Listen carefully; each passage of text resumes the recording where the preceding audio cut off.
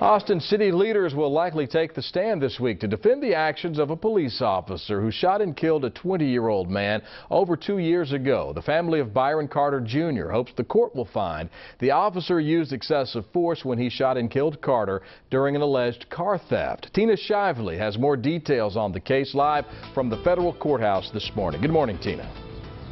Good morning, Brian. That shooting happened back in May of 2011. Since then, investigations by the Austin Police Department and even the FBI have cleared Officer Nathan Wagner, and so did a grand jury.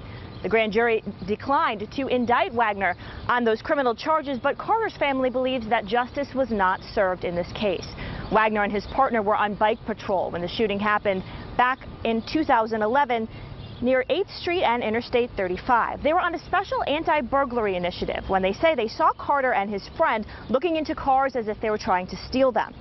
The men got into a car, and when the officers approached, the driver struck one of the officers with that car in an attempt to get away.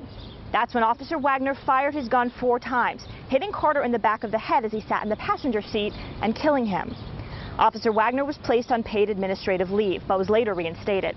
At the time of that shooting, he had been with APD for 3.5 years.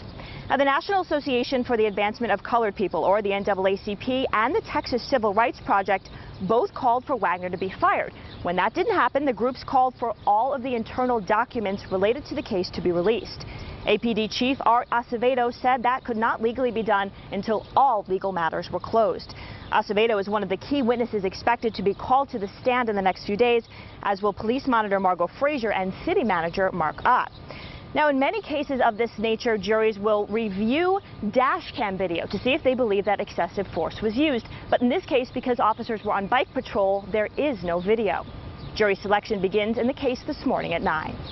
Live at the federal court building, Tina Shively, KVUE News Daybreak.